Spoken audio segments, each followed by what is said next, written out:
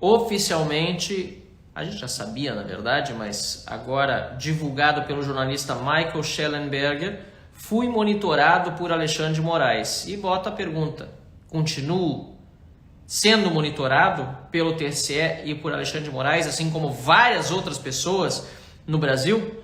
É um absurdo o que está sendo revelado no dia de hoje.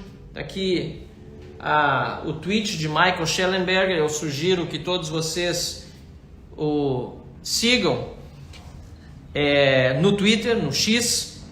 Ele fez um resumo dos principais e-mails trocados pelo time jurídico do Twitter, demonstrando o quanto a censura impera no judiciário brasileiro, em particular, claro, no STF e no Tribunal Superior Eleitoral. É uma vergonha, um absurdo, repito, aquilo que está vindo a público e, em particular, a meu respeito, confirma-se aquilo que eu já havia denunciado outras vezes.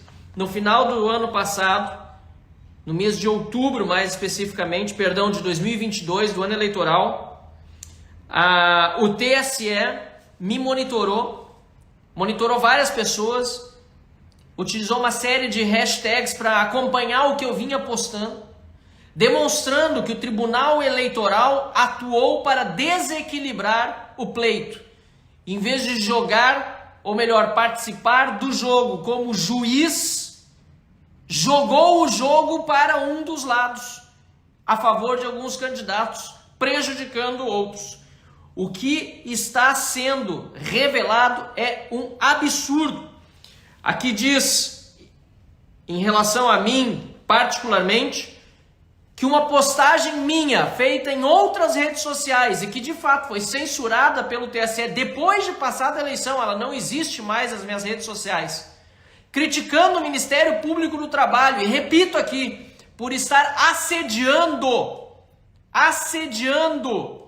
empresários no Rio Grande do Sul, impedindo que exercesse o seu direito de falar sobre as consequências para os seus funcionários do voto no candidato A e do voto no candidato B, assediando, ameaçando impor multas. Esse meu vídeo, que foi publicado em várias redes, Instagram, YouTube, Facebook, foi censurado depois de passar o segundo turno pelo TSE, mas no Twitter, ou X, não podia ser censurado porque eu não postei no X essa manifestação, esse vídeo simplesmente não foi ao ar lá, e é o que o time jurídico diz. Eu vou ler aqui já traduzindo para o português o que está escrito aqui. Nós recebemos, no caso o Twitter, isso num e-mail do time jurídico do Twitter. Nós recebemos uma ordem judicial do TSE para que esta conta verificada, no caso a minha, retirasse do ar dentro de 1 hora, sob a penalidade de R$150 mil por hora, se não fosse cumprida a decisão, um determinado conteúdo sem fazer referência ao link, ao URL. Porque supostamente este usuário, no caso eu, teria utilizado o seu perfil nas redes sociais para postar notícias falsas e fomentar a rejeição ao sistema eleitoral e aos resultados eleitorais. Um absurdo que eu nunca fiz. Mas essa foi a acusação da corte, que me monitorava durante o processo eleitoral por meio de hashtags específicas. Isso é coisa de polícia política. E só estou falando dessa forma de novo, indignado, porque eu já falei no passado, mas estou repetindo agora porque veio a público por meio desse post do Michael Shellenberger. Pois bem, olha a resposta, continuo lendo, já traduzindo, a resposta do time jurídico do Twitter. Nós apresentamos uma resposta à corte mencionando que não foi indicado nenhum link e, portanto, não há como nós cumprirmos a ordem judicial. Nem o Estado funciona direito no Brasil e o TSE, pelo visto, Funciona muito mal até para cumprir ordens abusivas e inconstitucionais, ou melhor, para exigir o cumprimento de ordens abusivas e inconstitucionais, porque nem o link mandaram, até porque o link não existia. Segundo, a própria corte indicou que o conteúdo do usuário não foi compartilhado no Twitter, ou seja, a corte pediu para retirar um conteúdo sem indicar o link, mas mencionando no próprio pedido que eu não havia publicado no Twitter. Olha que coisa mais maluca, essa coisa de Kafka. Não havia publicado no Twitter aquele conteúdo. É rir para não chorar. Terceiro ponto. Se houver qualquer conteúdo a ser removido, o próprio usuário pode tomar as medidas necessárias, já que sua conta é verificada e a corte conhece a sua identidade. O que eles querem dizer com isso? A corte não deveria estar pedindo para o Twitter para tirar o meu conteúdo. Isso é censura sobre o Twitter. Deveria ter mandado para mim. Eu fiquei sabendo isso só depois. E sabe como eu fiquei sabendo? Por acaso. Porque o YouTube, não foi nem o Twitter, o YouTube me mandou um e-mail informando da decisão judicial que eu não conhecia. Não fui chamado a me defender. Nada. Fiquei sabendo depois que o YouTube já tinha recebido a ordem para remover o conteúdo. E pior, quando tentei constituir advogado, levou meses. Inclusive, e fiz críticas à época, com a omissão da Ordem dos Advogados do Brasil, a quem eu havia pedido ajuda para que eu pudesse ter um advogado na causa e acesso aos autos, e por meses isso me foi negado. Olha só que absurdo. Quarto ponto, não há motivo para que esta decisão, este processo, melhor dizendo, esteja sob sigilo. Diz aqui, o próprio Twitter dizia num e-mail ao TSE, e aliás, parabéns ao corpo jurídico do Twitter, que diferentemente de outras empresas, inclusive o Google, foram colaboracionistas em vários momentos, não sei se até hoje, espero que não. Meta também, pelo que nós estamos vendo nesses Twitter Files, colaboraram, segundo o que está escrito neste trabalho investigativo do Michael Schellenberger, em conjunto, aliás, é importante mencionar, também com o David Agape e o Eli Vieira Jr., certo?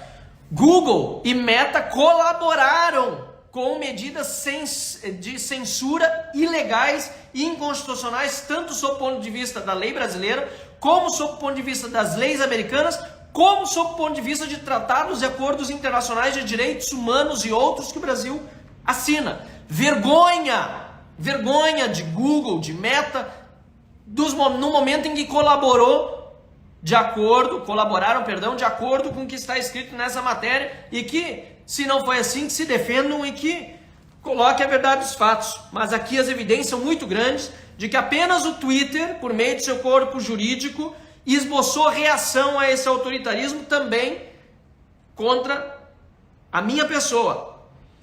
E quinto ponto, que o prazo de 1 hora para que a decisão fosse cumprida não deveria mais ser exigido, uma vez que a corte pediu que meu conteúdo fosse tirado das redes, olha só, 4 dias depois do segundo turno eleitoral. Quando a resolução, que eu já critiquei muito, porque essa resolução também era ilegal, extemporânea, inconstitucional, aquela resolução lá da Carmen Lúcia, que ela disse, né, que não era a favor da censura, mas que então censurasse só um pouquinho, aquela resolução dizia que a corte não poderia pedir medidas a serem cumpridas no prazo de 1 hora se fossem decorridos mais de 3 dias depois da eleição. E essa demanda judicial para o Twitter foi feita 4 dias depois da eleição. E aí conclui esse e-mail dizendo que estavam esperando aí numa resposta do TSE, e não sei se houve resposta ou se o TSE simplesmente ignorou. Gente, não tem como dizer que o Brasil vive uma democracia. Nós vivemos sob um regime de censura, e eu fui, e talvez ainda esteja sendo, aliás, tudo me faz ter a convicção de que continuo sendo monitorado por Alexandre de Moraes, pelo TSE e por aqueles que não são democráticos. São tiranos e são covardes, porque isso contra um político, aliás, democraticamente eleito pelo povo brasileiro, que representa uma parcela importante da população no parlamento, é inadmissível. É inadmissível. Eu tenho direito a falar, a expressar a minha opinião sem ser monitorado por quem quer que seja, muito menos uma corte eleitoral que deve ser árbitro na disputa eleitoral. Vergonhoso, e é por isso que continuo cobrando a instalação da CPI do abuso de autoridade, e estes fatos novos não só consubstanciam a necessidade da CPI do abuso de autoridade, como também, agora podem ensejar um novo pedido de CPI, seja na Câmara, seja no Senado, seja em ambas as casas, para tratar especificamente desses crimes que foram cometidos pelo TSE contra a nossa Constituição, contra a nossa lei, que impedem censura prévia, qualquer tipo de mordaça ou de monitoramento. Eu aqui, encerrando essa live nesse momento, só posso expressar o meu mais profundo desprezo por aqueles que atacam a democracia dizendo defendê-la, por aqueles que agem de forma sorrateira e tirânica, fazendo de conta que estão salvando a democracia e o Estado de Direito no Brasil. Vergonhosa atitude de Alexandre de Moraes, presidente do TSE, e de todos que lhe dão guarida. E digo mais uma vez, parece que não há mais ministros do Supremo Tribunal Federal em Brasília. Não há nenhum hoje, nenhum ministro supremo, a se pronunciar contra o que Alexandre de Moraes está fazendo. Aliás, contra inclusive juízes que foram mencionados nesse Twitter Files, dê uma olhadinha, e que foram monitorados também por Alexandre de Moraes por supostamente estarem se excedendo e manifestando-se politicamente no Twitter e, portanto, tiveram suas contas removidas ou pelo menos foram feitas ordens judiciais nesse sentido, que não sei até que ponto o Twitter realmente cumpriu. É um absurdo, porque juiz lá de primeira instância, desembargador não pode falar nada, mas ministro supremo pode agir politicamente, perseguindo quem quer que seja e sem nenhuma posição dentro do próprio Supremo Tribunal Federal. Eu tenho vergonha da atual composição do Supremo Tribunal Federal, não tenho medo nenhum de dizer isso, e eu gostaria que tivesse um ministro do Supremo Tribunal Federal nesse momento que se levantasse e me fizesse provar o contrário, que não é motivo para ter vergonha da composição atual da corte. Eu gostaria que um ministro se levantasse e dissesse que o que os demais estão fazendo é ferindo a lei orgânica da magistratura brasileira, ferindo a legislação e ferindo a Constituição. Eu não tenho receio nenhum, não tenho medo nenhum, o que estão fazendo comigo é covardia, e o que fizeram já com muitos e milhares de brasileiros vai precisar ser profundamente investigado e punido. Continuem contando sempre comigo, porque eu não vou me calar, muito antes pelo contrário. Quanto mais me perseguirem, quanto mais for comprovado o que estão fazendo contra mim e contra a democracia, mais eu vou reagir, mais eu vou erguer minha voz e mais eu vou representar o meu eleitor, que quer exatamente isso. Não quer frouxos e não quer covardes, nem na Câmara, nem no Senado da República. De minha parte, podem sempre contar comigo. Mais uma vez, parabéns ao Michael Schellenberger, que eu vou encontrar aqui em Porto Alegre, no Fórum da Liberdade. Vamos conversar sobre esse assunto pessoalmente. E também aos jornalistas que ajudaram nesse trabalho, ao Eli Vieira Júnior e ao David Agape, pelo excelente trabalho que só começaram a fazer. Isso vai só aumentar. E na semana que vem eu estarei em Bruxelas, no Parlamento Europeu, para denunciar mais esse absurdo que nós estamos vivendo nesse momento no Brasil.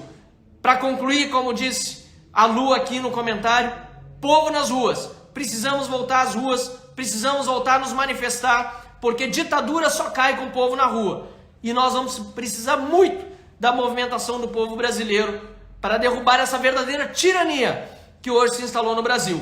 E nas próximas eleições, em 2026, para o Senado da República, eu já tenho dito para todo mundo que eu estou me colocando à disposição do Partido Novo para ser um dos 2 senadores de direita que precisarão ser eleitos aqui no Rio Grande do Sul para aumentar o número de oposicionistas na Câmara, no Senado da República, perdão, e a gente passe a ter uma oposição majoritária para finalmente abrir impeachment de ministros do Supremo Tribunal Federal que não merecem a toga que vestem, porque estão, na verdade, desrespeitando o mandamento legal e constitucional ao agir contra a lei, contra a Constituição e contra a cidadania brasileira.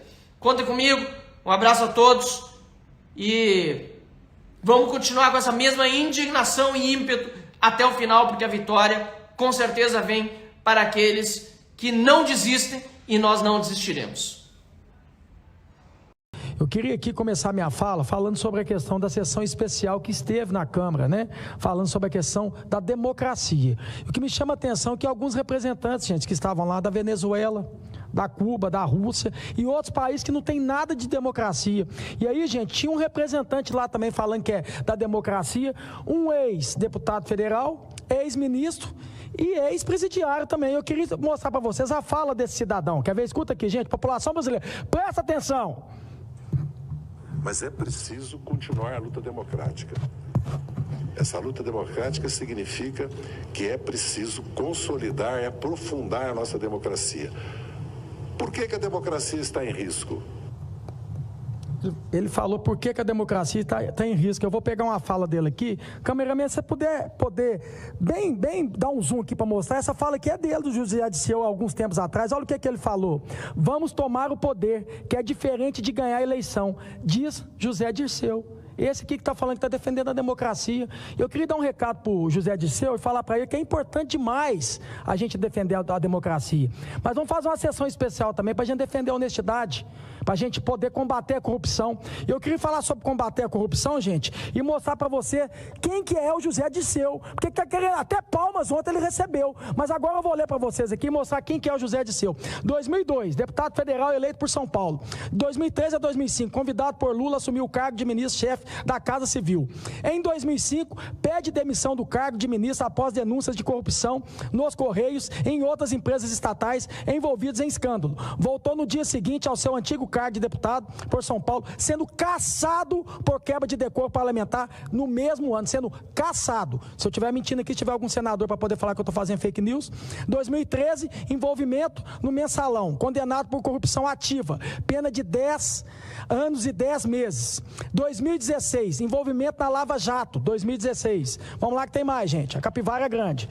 Crimes de corrupção passiva, recebimento de vantagem indevida e lavagem de dinheiro. Condenado a 23 anos de prisão. Vamos fazer uma sessão especial aqui para falar sobre honestidade para a gente combater a corrupção.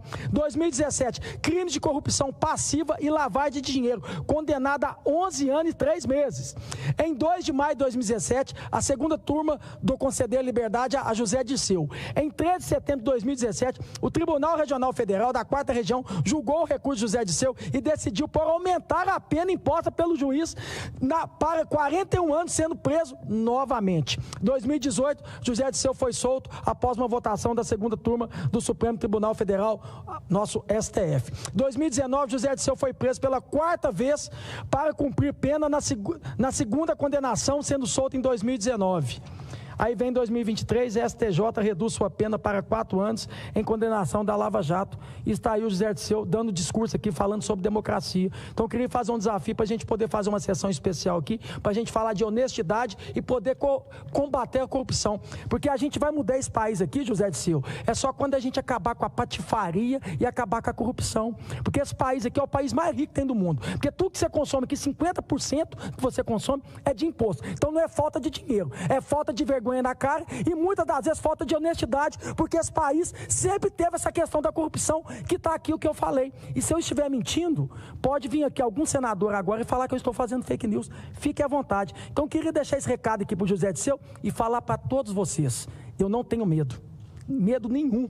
Eu vim aqui para fazer isso mesmo, para tocar na ferida e para poder escancarar para a população brasileira quem é quem aqui. Então quero falar para vocês, vem quente que eu estou fervendo, tá bom? Eu queria falar outra coisa também para vocês, gente, sobre isso aqui que eu vi, ó. Vocês estão vendo que essa semana aqui está muito quietinho, está calmo o Congresso Nacional, tanto a Câmara, né, tanto aqui o Senado também, porque essa semana, gente, é a questão partidária, né, de troca de janela de partido, e vai para cá, e vai para cá, e vai para lá, e vai para cá, e vai para lá, que tem eleição esse ano, e é 5 bilhões para poder enfiar no rabo do político, é colocar na prefeitura, para prefeito, para vereador, e por aí vai. Por isso que eu sou sempre a favor de unificar as eleições. Porque começa a falar de eleição, agora acaba a eleição, o ano que vem vai falar das eleições de presidente, governador, unifica isso. Pelo amor de Deus. Porque aqui, ó, eu vi aqui no ranking dos políticos, 80% do PIB, gente, dívida pública do Brasil pode chegar a 80%. Em outubro, a dívida pública atingiu 74% do PIB, o equivalente a quase 8 trilhões. A estimativa é de que em 2024 atinja os 80% e até 2047, 90%, segundo o estudo feito. É a mesma coisa se quiser pagar essa dívida, gente, 80% que a gente produz aqui, tirar para pagar a dívida. 80%, gente. 80%. E aí que tá. Quem é que produz riqueza no país, gente? Faço uma pergunta para vocês aqui. É você, o trabalhador, é o empreendedor, é o trabalhador. Quem que é a fonte de despesa que fez essa aqui, uma dívida dessa aqui de quase 8 trilhões? Foram os políticos. Mas o político para eles não tem nada demais. Vamos reunir essa semana para falar de campanha, de eleição e por aí vai. Aí eu queria mostrar para vocês aqui que vocês são fonte de riqueza. E aí a classe política, eu me incluo nessa aqui, é fonte de despesa. Olha o poder legislativo, gente, para essa semana como está aqui. 16 bilhões de reais que gasta. 16 bilhões poder legislativo. Poder judiciário, 57 bilhões poder judiciário. O STF custa 837 milhões. A justiça eleitoral, gente, 11 bilhões. Presidência da República, 3 bilhões de reais. Então, assim, vamos começar a debater aqui, gente, como é que a gente vai fazer para pagar essa dívida? Como é que a gente vai fazer para enxugar essa máquina aqui?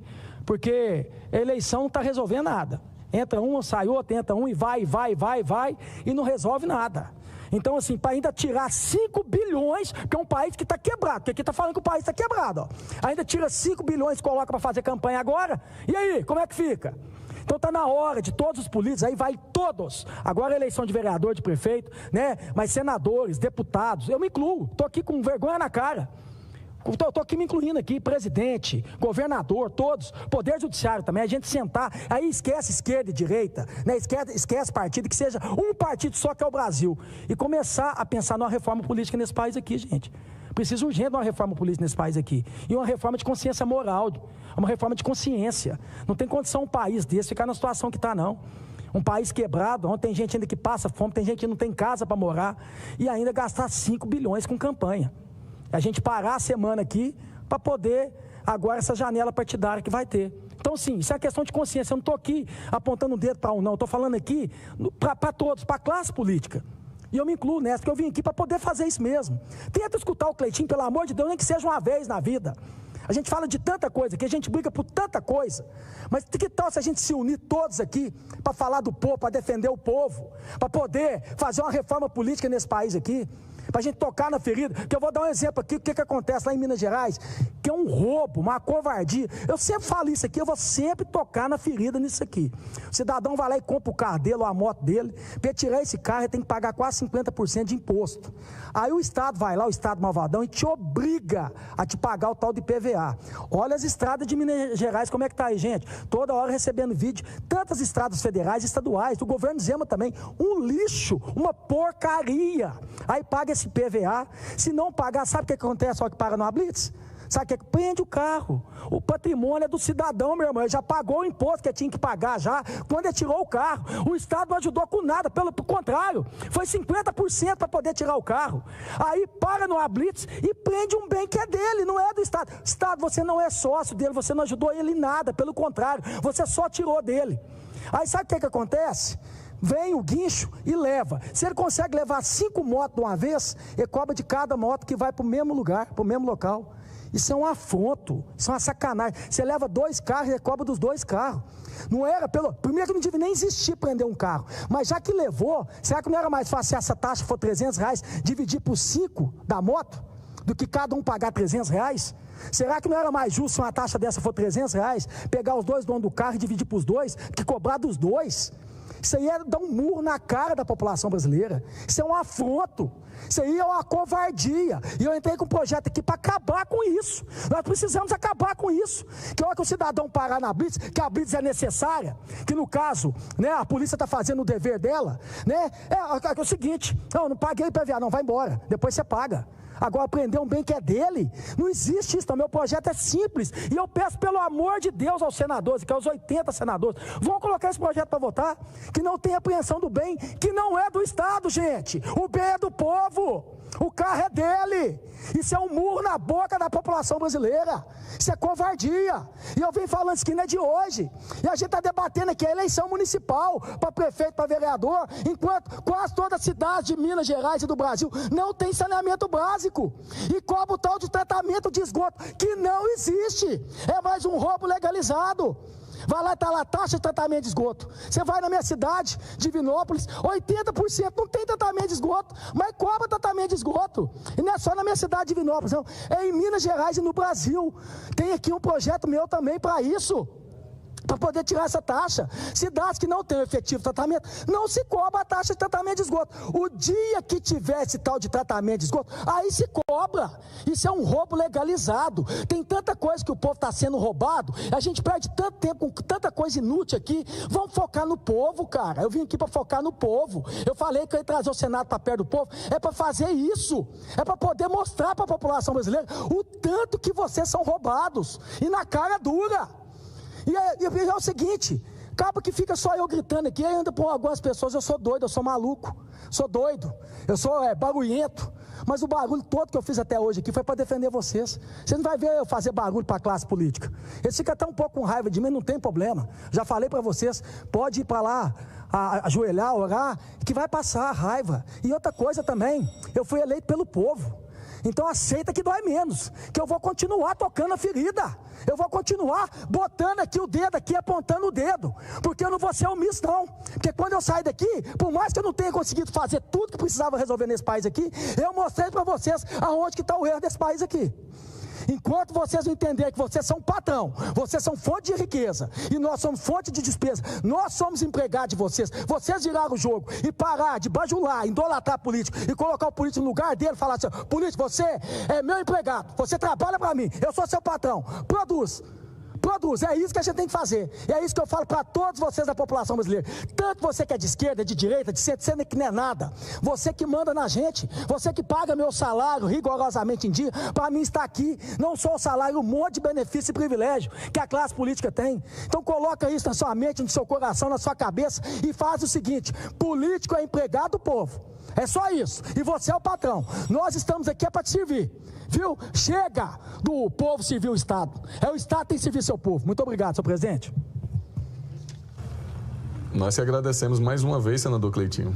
Ótimo tema. Constitucionalidade da apreensão ou não. Uns dizem que através do CRLV que se faz apreensão de veículo, não a cobrança do imposto. Há uma discussão sobre isso, nada melhor do que discutir aqui. Um projeto de lei que respeite a Constituição. Porque para se tirar um bem de alguém, mesmo com a dificuldade de comprar hoje, independente do que ele venha estar passando, a situação financeira ou não estou aqui propagando ninguém pagar imposto, não. Mas tem que ser respeitado, sim, o processo legal, tudo transitado e julgado. Se você compra um veículo, dá um exemplo, se você compra um veículo através de um banco, faz um financiamento e não o paga, o banco entra com a medida judicial e o juiz faz a busca e apreensão da propriedade, você o perde. Mas o Estado não, o Estado vai lá, você não paga o IPVA, aí se apoia na questão do CRLV com certificado de registro e licenciamento e apreende o veículo do indivíduo sem a mínima defesa. E muitas vezes esse veículo passa anos dentro de um pátio do Detran que é leiloado a preço de banana. Então essa discussão, eu tenho um projeto de lei nesse aspecto e parece que o senhor defende a mesma ideia do que eu. Então, mais uma vez, obrigado por trazer ideias que realmente leve à população uma solução. A gente não tá, eu acho que nem eu e nem o senhor estamos aqui tentando agradar eleitor, não. Estamos tentando fazer o que é constitucional ou não. Presidente, isso é justo. Presidente, isso aqui não é agradar eleitor, não, isso é ser justo. Não existe um bem que é do cidadão, que ele comprou, que ele custou a pagar, que o Estado não ajudou ele em nada, pelo contrário, já tomou o dinheiro dele. Ele parar no Blitz por várias situações, às vezes ele não pagou esse imposto, e ir lá e tomar o dele. Quer dizer, o Estado cobra a obrigação do cidadão, mas o Estado também não faz a obrigação dele. Olha as estradas como é que está, olha a saúde de cada estado como é que está. Olha como é que está a infraestrutura de cada estado aqui para ver como é que está. Para vir um estado apontar o dedo para o cidadão e falar assim, se você não pagar eu vou te tomar. Mas a obrigação do estado, o estado não faz. Então isso aqui não é jogar para a galera não, isso aqui é ser justo. Muito obrigado. Eu nem sei quanto o estado de Minas Gerais arrecada de PVA. Apesar que todas as locadoras que a gente vê pelo Brasil têm placa de Minas Gerais. Então deve ser uma fortuna de PVA arrecadado. Mas eu posso dizer pelo Rio Grande do Norte. O ano passado foi arrecadado quase 600 milhões só de imposto de veículo. E o Estado tem a malha viária que parece o piso da Lua, de Marte. Carro nenhum transita. Carro de prefeituras quebra, transporte escolar quebra, transporte de empresas quebra, dificulta, isso encarece o transporte de produtos, da economia, entendeu? Então, esse imposto não causa e não tem a finalidade do que o contribuinte paga, do que o cara que vai lá paga todo ano de forma legal, ele não retorna para a sociedade. Eu não tenho ideia de quanto seja o de Minas Gerais, mas deve ser um valor bem mais superior. Presidente, eu queria só finalizar, rapidinho, viu, Damares? Pedir para, no caso esse projeto seu, que eu estou aqui para ajudar os 80 senadores, independente de quem for o senador. Todo projeto que for para o povo, para a população e para fazer justiça, eu estou aqui para estender a mão, divulgar e correr atrás. Vamos trabalhar para o Senado entrar para a história e fazer justiça social e moral e acabar com isso. São das maiores covardias que eu já vi fazer com a população brasileira, tomar um bem que é do cidadão e não é do Estado. Presidente, me permite, eu não me inscrevi, mas o que está acontecendo aqui agora o Senado está mandando um recado de esperança para o Brasil. São 2 jovens senadores, 2 novas lideranças. O Stives nasce aí há 4, 5 anos atrás como uma grande liderança no Nordeste, e o Cleitinho ali com essa liderança dele em Minas Gerais. E essa troca de bola de vocês dois aí, com essa indignação, vocês estão mandando um recado para o Brasil de que dentro dessa casa tem muita gente comprometida com o povo. E eu queria participar dizendo que eu me alegro o tempo todo com a indignação de vocês. E eu quero dizer para o Brasil que está nos assistindo, isso aqui não é só na tribuna, não. Eles nos acionam no WhatsApp o tempo todo. Cleitinha de madrugada, toda hora ali nos nossos grupos nos acionando. O Stives nas comissões o tempo todo gritando. Então, eu acho que o parlamento está mostrando para o Brasil hoje aqui, ó, o plenário vazio, 2 senadores fazendo aí uma troca de bola e mostrando a indignação que nós estamos com tantos desmandes e como a nossa população tem sido penalizada. Eu tenho muito orgulho de vocês dois, muito orgulho. Tenho idade de ser mãe de vocês dois já, mas muito orgulho dessa liderança aqui no Senado Federal. E aí, senador Cleitinho, me permite, presidente, eu vou me somar também à primeira parte da sua fala. Eu quero me somar também com todos que já manifestaram indignação de ver um líder da esquerda, que o senhor apresentou um currículo e o senhor não chamou de currículo, acho que chamou de capivara, e é de fato o nome mais certo para o currículo dele, subir na tribuna. Eu acho que todos nós ficamos ontem muito envergonhados com o que aconteceu no parlamento. Mas eu só queria lembrar uma coisa. Ele só subiu na tribuna, ele só foi deputado nos últimos anos, ele só passou pelo poder porque ele foi um anistiado. Ele foi beneficiado com uma lei de anistia em 1979. E ele volta para o Brasil e ele tinha um projeto de poder. E o Brasil um dia vai entender que se não fosse o escândalo do mensalão, aquele projeto de poder que ele estava arquitetando, não só para o Brasil, mas para a América do Sul, ele queria ser considerado o maior líder da esquerda da América do Sul. Olha o Foro de São Paulo. Olha a ligação deles com as esquerdas, com os ditadores da América do Sul. Mas ele só chegou, onde chegou, planejando uma grande coalizão de esquerda na América do Sul, porque ele foi anistiado. E hoje essa esquerda faz coro contra uma proposta que temos aqui no Senado, para anistiar aqueles vândalos que estiveram aqui, quebraram o plenário, quebraram a Câmara, quebraram o prédio do STF. Não podemos falar em anistia. Os que foram beneficiados no passado com a anistia, hoje não quer nem ouvir falar em anistia. Então, o que a gente viu aqui ontem foi um show de hipocrisia, que na verdade é o que a esquerda brasileira é, uma esquerda de hipócritas. Parabéns por sua indignação, mas eu precisava registrar também a minha. E ó, meninos, senadores, liderança jovem, tenho muito orgulho de vocês.